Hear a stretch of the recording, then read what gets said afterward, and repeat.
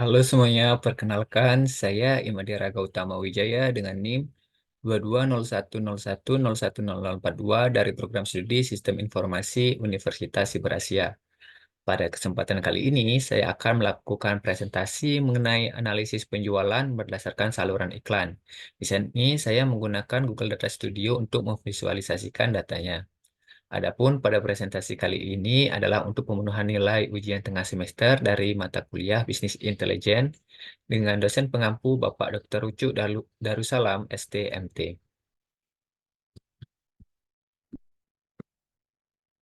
Baik, di sini saya menggunakan data dummy yang saya dapat dari internet. Adapun dataset ini mencakup beberapa kolom yang berhubungan dengan pengeluaran iklan pada berbagai saluran dan penjualan yang dihasilkan.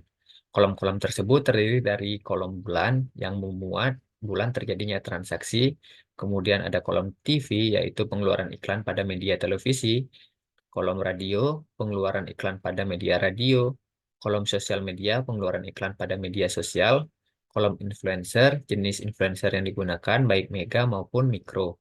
Kemudian ada kolom sales, yaitu penjualan yang dihasilkan. Kita juga akan melakukan beberapa visualisasi data untuk melihat tren dan hubungan antara variabel-variabel tersebut. Jumlah pengeluaran iklan per bulan pada berbagai saluran seperti TV, radio, dan sosial media. Kemudian jumlah penjualan yang dihasilkan dari berbagai saluran iklan. Dan yang terakhir yaitu tren penjualan per jenis influencer baik mega maupun mikro. Baik, untuk visualisasi yang pertama yaitu pengeluaran iklan per bulan. Teman-teman dapat melihat dari diagram batang yang terdapat pada gambar di samping. Di sini dapat dilihat dari bulan Januari hingga bulan Desember, grafik batang ini menunjukkan pengeluaran iklan per bulan, baik di media televisi, radio, dan sosial media. Seperti yang dapat kita lihat, pengeluaran TV terlihat paling tinggi pada bulan April dan September.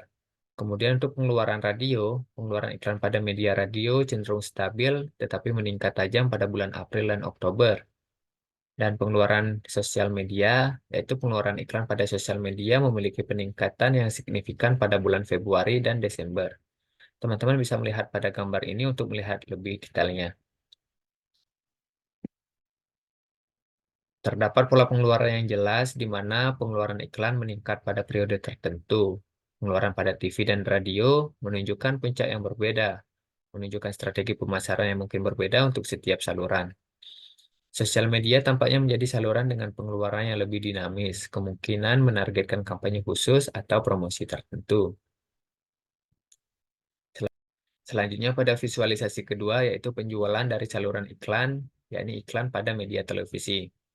Teman-teman dapat melihat dari plot sebar ini, hubungan positif terlihat bahwa ada tren naik dalam plot sebar ini, menunjukkan bahwa peningkatan pengeluaran iklan di TV umumnya berhubungan dengan peningkatan penjualan.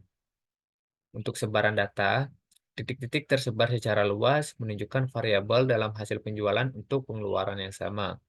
Kemudian untuk efektivitasnya, pengeluaran tinggi pada media televisi sering kali menghasilkan penjualan yang lebih tinggi, tetapi ada juga beberapa titik dengan pengeluaran tinggi dan penjualan rendah yang perlu ditinjau lebih lanjut. Selanjutnya, penjualan dari saluran iklan di media radio. Untuk hubungan moderatnya, plot sebar menunjukkan hubungan yang moderat antara pengeluaran iklan di radio dan penjualan. Untuk sebaran datanya, teman-teman dapat lihat titik-titiknya tidak tersebar terlalu luas, yang mana artinya menunjukkan hasil yang lebih konsisten. Untuk efektivitasnya sendiri, pengeluaran pada radio tampaknya cukup efektif, tetapi tidak sekuat di TV maupun sosial media. Selanjutnya, teman-teman dapat melihat penjualan dari saluran iklan di sosial media. Hubungan positif yang kuat ini dapat menunjukkan antara pengeluaran dan iklan di sosial media memberi pengaruh yang lebih positif dalam meningkatkan penjualan. Kemudian untuk sebaran datanya, titik-titiknya tersebar cukup merata dengan tren naik yang lebih jelas. Untuk efektivitasnya sendiri, sosial media tampaknya menjadi saluran yang sangat efektif untuk meningkatkan penjualan dengan pengeluaran iklan yang relatif lebih rendah tetapi menghasilkan penjualan yang signifikan. Selanjutnya untuk visualisasi data yang ketiga yaitu tren penjualan berdasarkan influencer. Di sini teman-teman dapat lihat pada gambar di samping, di sini terdapat 4 jenis kategori influencer, mulai dari nano, mikro, mega, hingga makro.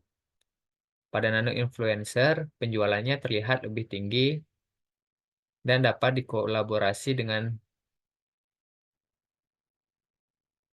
pada nano influencer terlihat penjualannya lebih tinggi.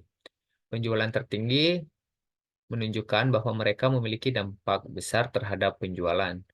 Kemudian pada micro influencer, penjualan yang dihasilkan oleh micro influencer lebih rendah dibandingkan dengan mega influencer, tetapi masih signifikan.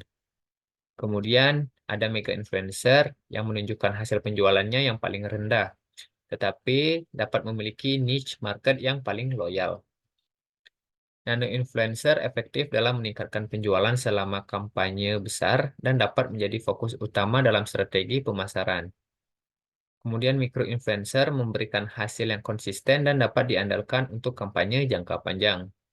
Dan yang terakhir ada mega influencer, yaitu meskipun menghasilkan penjualan yang lebih rendah, mereka dapat menargetkan audiens niche yang spesifik. Selanjutnya saya akan melakukan simulasi di data Google Studio.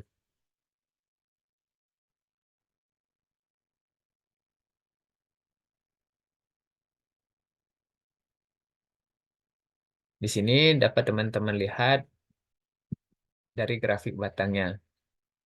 Untuk membuat grafik ini, teman-teman dapat memilih jenis diagram yang akan digunakan. Ada berbagai jenis diagram, mulai dari tabel, kemudian ada diagram deret, kemudian ada diagram batang, ada diagram lingkaran, dan lain sebagainya. Di sini saya menggunakan diagram batang, dan di sini teman-teman dapat lihat pada kolom dimensi saya menggunakan bulan. Kemudian pada kolom matriksnya saya memilih 3 jenis saluran. Yang pertama ada TV, radio, kemudian sosial media dan menghasilkan gambar seperti di samping.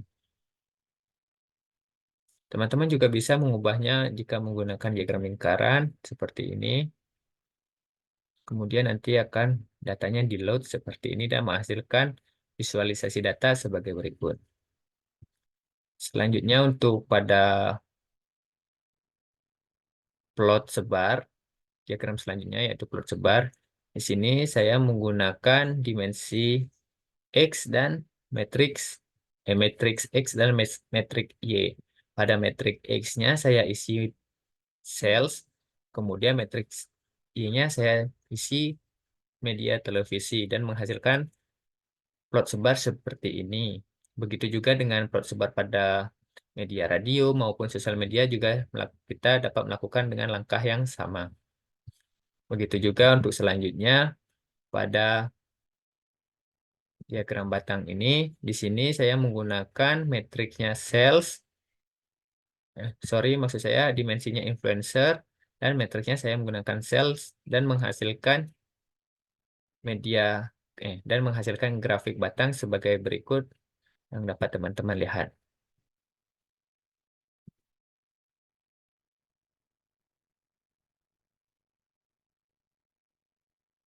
Baik, mungkin sekian presentasi dari saya. Kurang dan lebihnya saya mohon maaf. Saya Imade Gautama Wijaya dengan NIM 220101010042 dari Program Studi Sistem Informasi Universitas Siber Asia mengucapkan pamit undur diri. Sampai jumpa.